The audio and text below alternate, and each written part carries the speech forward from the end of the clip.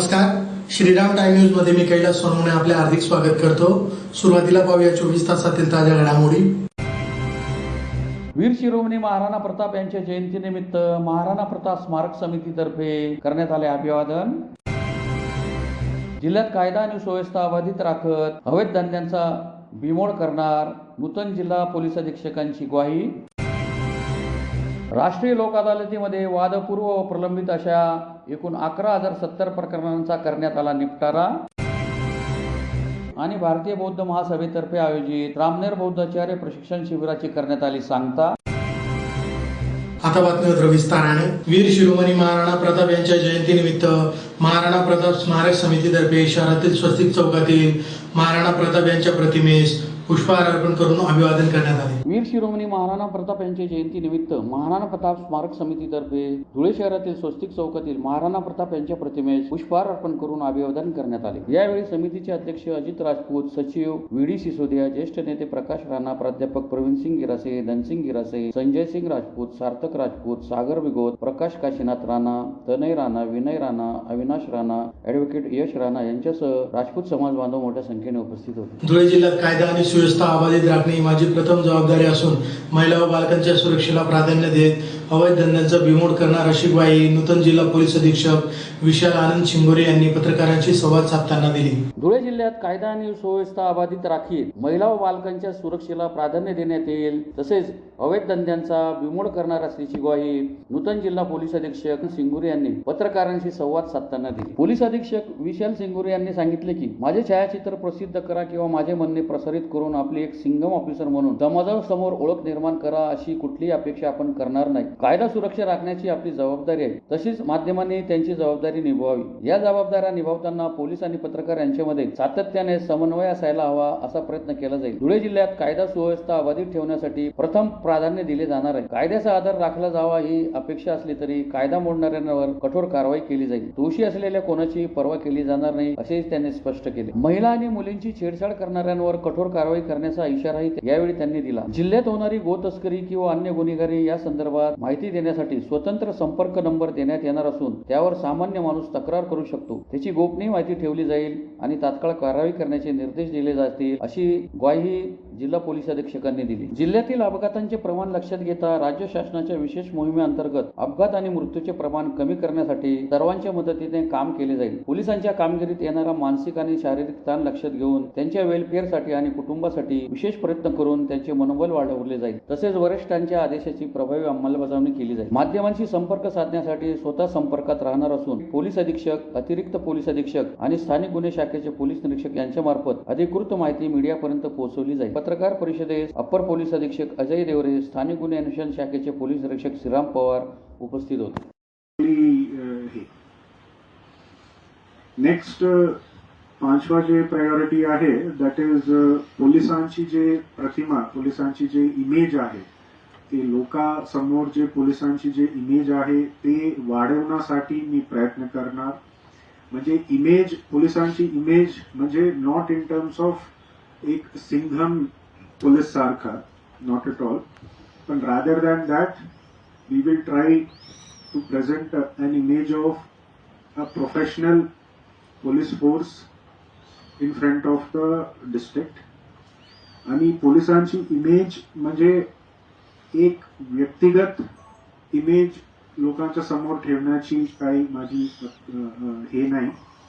आणि पोलिसांची जी कामगिरी आहे that is all a team effort. Dhule police म्हणून एक टीम सारखा आम्ही काम करणार। टीमच्या नेतृत्व माझी राहणार, ऑब्विसली मी एसपी म्हणून, पण पूर्ण माझी जे टीम आहे ते शेवटच्या कॉन्स्टेबल, पोलीस कॉन्स्टेबल असू शकतो, पण आम्ही पूर्ण एक टीम म्हणून काम करणार। आणि पूर्ण टीमचे जे इमेज आहे ते आम्ही इम्प्रूव्ह करण्याचा जे आहे प्रयत्न करणार। नेक्स्ट 6th जे प्रायोरिटी आहे ते अवैध धंदे तिच्यावर कारवाई करण्याचा आमची प्रयास राहणार। अवैध जे काही धंदे असे ते सिव्हिल सोसायटी म्हणजे सोसायटीवर दुष्परिणाम जर करत आहे तर ऑब्विसली तिच्यावर कारवाई करून त्यांच्यावर कठोर ते कठोर कारवाई करण्याचा आम्ही प्रयत्न करणार. एस्पेशली अवैध धंदेमध्ये एस्पेशली फोकस जे आहे ते ड्रग्स आणि फायर आर्म्सवर राहणार. म्हणजे आता माननीय सीएम साहेबांच्या आणि आमचे डीजी ऑफिसचं पण हे दोन्ही गोष्टीवर जास्त लक्ष आहे. असं नाही की इतर गोष्टीवर आम्ही लक्ष देणार नाही, तसं काही नाही. पण जे काही मुद्दे आहे त्यापेक्षा जास्त फोकस हा दोन्ही विषयावर आम्ही ठेवणार, ड्रग्स आणि fire arms. Next 7th priority आहे जे काही क्रिमिनल गँग्स म्हणून डिस्ट्रिक्टमध्ये आहे ते क्रिमिनल गँग जे आहे ते खंडणी चा असो किंवा प्रॉपर्टी ऑफेन्सेस म्हणजे घरफोडी किंवा व्हेकल चोरी जे काही करणार जे क्रिमिनल गँग म्हणून जे ऑपरेट करत आहे त्यांना आयडेंटिफाय करून त्यांच्यावर जे काही कायदेशीर कारवाई करायची आहे ती आम्ही करण्याचा प्रयत्न करणार. नेक्स्ट 8th प्रायोरिटी माझी जे राहणार दॅट विल बी ट्रॅफिक. पूर्वी मी SP अमरावती ग्रामीण म्हणून होता आणि त्यांच्या पूर्वी मी SP नागपूर ग्रामीण म्हणून नियुक्त होता. पण हे माझ्यासाठी पहिल्यांदा आहे की पूर्ण जिल्ह्याच्या जबाबदारी पोलिसांची माझ्या खांद्यावर दिलेली आहे, इन्क्लुडिंग धुले शहर आणि इतर जे शहर जिल्ह्यामधलं आहे. तर ट्रॅफिक एक मोठी इश्यू आहे म्हणून काही लोकांनी मला सांगितलेली आहे कन्सर्निंग धुले सिटी. आणि ट्रॅफिक सोबत आणखी एक विषय आहे जे ऍक्सिडेंट्सचं जे प्रमाण आहे ते पण ऍक्सिडेंट्स चे प्रमाण जास्त आहे आणि ऍक्सिडेंट्सला जे लोक मयत होत आहे त्यांची प्रमाण पण जास्त आहे. हे फक्त धुले जिल्ह्यातलं नाही, पूर्ण महाराष्ट्रात आणि पूर्ण देशात आहे. तर देशातला लेवलला आणि राज्याच्या लेवलला पण हे एक विशेष मोहीम म्हणून आता सुरू केलेली. धुळे जिल्ह्यात आयोजित राष्ट्रीय लोक अदालतीत मोठी कारवाई पार पडली. या लोक अदालतीत वादपूर्व आणि प्रलंबित प्रकरणे समोपचाराने निकाली काढीत नुकसान भरपाई वसूल करून देण्यात आली. धुळे जिल्ह्यात शनिवारी आयोजित राष्ट्रीय लोक अदालतीमध्ये वादपूर्व व प्रलंबित अशा एकूण 11,070 प्रकरणांचा निपटारा तसेच रक्कम ₹18,53,67,000 रुपयांची नुकसान भरपाई वसूल करून देण्यात आली. राष्ट्रीय विधी सेवा प्राधिकरण दिल्ली व महाराष्ट्र राज्य विधी सेवा प्राधिकरण उच्च न्यायालय मुंबई यांच्या आदेशान्वये प्रमुख जिल्हा व सत्र न्यायाधीश तथा जिल्हा विधी सेवा प्राधिकरणाच्या अध्यक्षा माधुरी आनंद यांच्या परिपत्रकान्वये धुळे जिल्ह्यातील सर्व न्यायालयात शनिवार दिनांक 9/5/2026 रोजी राष्ट्रीय लोक अदालतीचे आयोजन करण्यात आले होते. सदर लोक अदालतीमध्ये न्यायालयातील प्रलंबित प्रकरणे आणि वादपूर्व प्रकरणे ठेवण्यात आली होती. न्यायालयातील प्रलंबित 25,557 प्रकरणे ज्यामध्ये धनादेश न वटण्याबाबतच्या केसेस, मोटर वाहन भरपाई प्रकरणे, कौटुंबिक वाद प्रकरणे ठेवण्यात आली होती. त्याचप्रमाणे दाखलपूर्व 58,407 प्रकरणे ज्यामध्ये महापालिका, ग्रामपंचायत, 20 थकबाकी प्रकरणे, बँकेची थकबाकी प्रकरणे, फायनान्स कंपनीचे थकबाकी प्रकरणे, कौटुंबिक वाद प्रकरणे इत्यादी ठेवण्यात आली होती. सदर प्रकरणांपैकी 212 प्रलंबित प्रकरणे व 10,858 दाखलपूर्व प्रकरणे असे एकूण 11,070 समोपचाराने निकाली निघाली. सदर लोक अदालतीमध्ये एकूण 18,53,67,000 रुपयांची वसुली व नुकसान भरपाई झाली. मोटर अपघात प्रकरणांपैकी 63 प्रकरणे तडजोडीने निकाली होऊन रक्कम ₹14,16,72,000 पक्षकारांना वसूल करून देण्यात आली. सदर लोक अदालतीसाठी धुळे जिल्हा वकील संघ तसेच तालुका वकील संघ, पक्षकार, पोलीस, सर्व बँका, महानगरपालिका, सर्व ग्रामपंचायत, महावितरण कंपनी, सर्व न्यायालयीन कर्मचारी, विधी सेवा प्राधिकरणाचे कर्मचारी इत्यादींनी अमूल्य सहकार्य केले.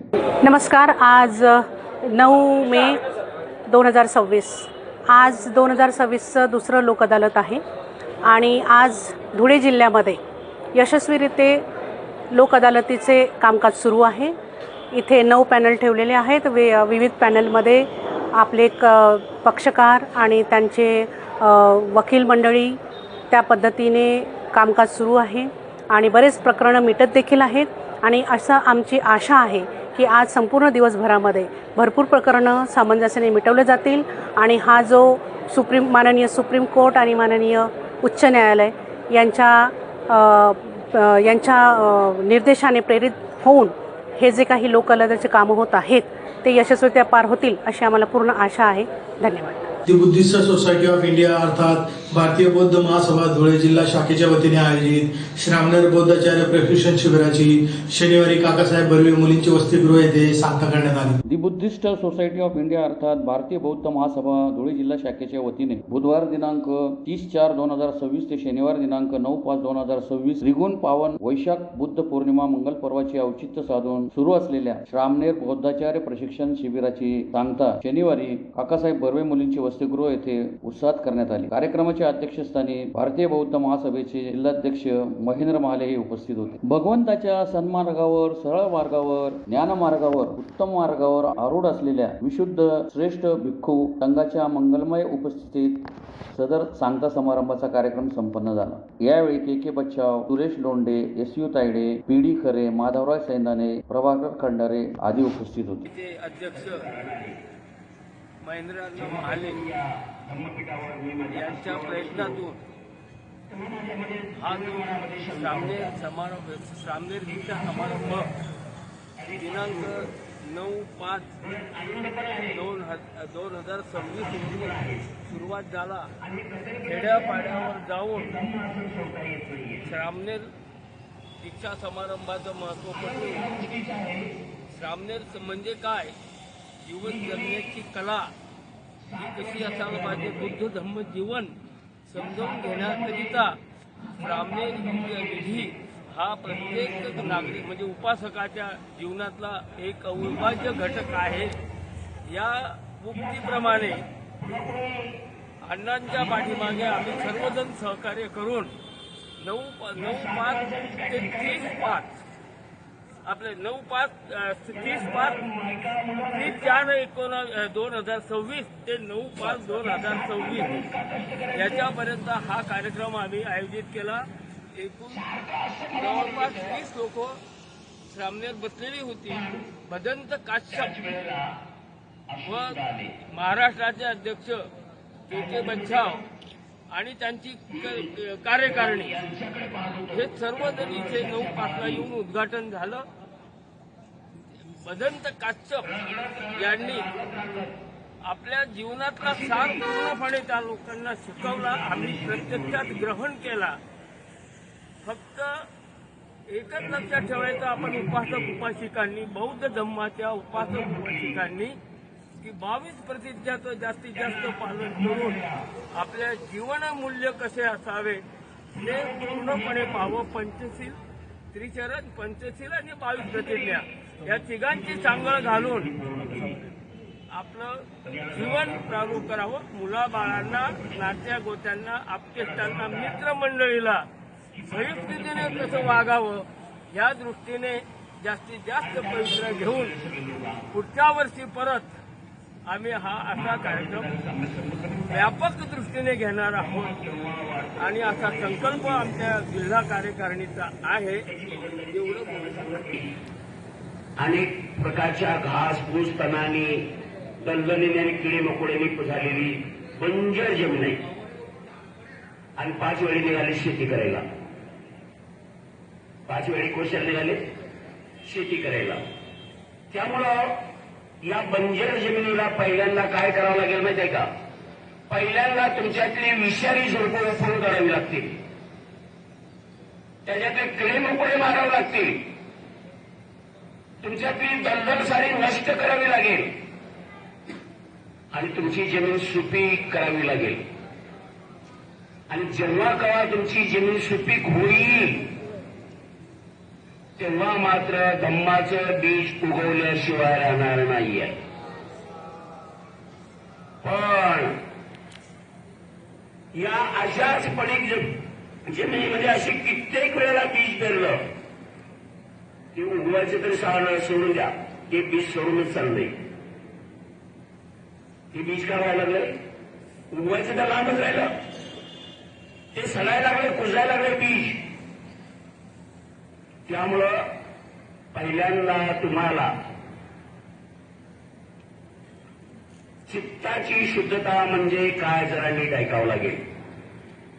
एक कुशल क्षेत्री काय करतो बघा, भर उन्हाळ्यामध्ये कडक उन्हामध्ये उभी आडवी नांगरट करतो आणि हलकासा श्रावण महिन्याचा थोडासा पाऊस पडला ना मग एक पाळी मारतो फुलतण उगवलेला ते मोडण्यासाठी. आणि पुन्हा काय करतो माहिती का, पेरणीच्या अगोदर एक पुन्हा नाचणी मारतो आणि राहिलेलं सारं तण तो काढून टाकतो आणि जरी त्यातनं काही वाचलंच तण ते हाताने वेचून बांधाला उभून फेकून देतो आणि निर्मळ सुपीक जमीन बनवतो. आणि तेव्हा मात्र त्यामध्ये हुलगा, चवारी, बाजरी काही पेरा. बघा किती तरंग होते. पुन्हा एक नजर ठळक घडामोडींवर. वीर शिरोमणी महाराणा प्रताप यांच्या जयंतीनिमित्त महाराणा प्रताप स्मारक समितीतर्फे करण्यात आले अभिवादन. जिल्ह्यात कायदा आणि सुव्यवस्था अबाधित राखत अवैध धंद्यांचा बिमोड करणार, नूतन जिल्हा पोलीस अधीक्षकांची ग्वाही. राष्ट्रीय लोक अदालतीमध्ये वादपूर्व व प्रलंबित अशा एकूण 11,070 प्रकरणांचा करण्यात आला निपटारा. आणि भारतीय बौद्ध महासभेतर्फे आयोजित रामनेर बौद्धाचार्य प्रशिक्षण शिबिराची करण्यात आली सांगता. याचबरोबर श्रीराम टाइम न्यूजचे बातमीपत्र संपले. दिवसभरातील ताज्या घडामोडींसाठी पाहत राहा श्रीराम टाइम न्यूज. भेटूया पुढील प्रसारणात. तोपर्यंत नमस्कार.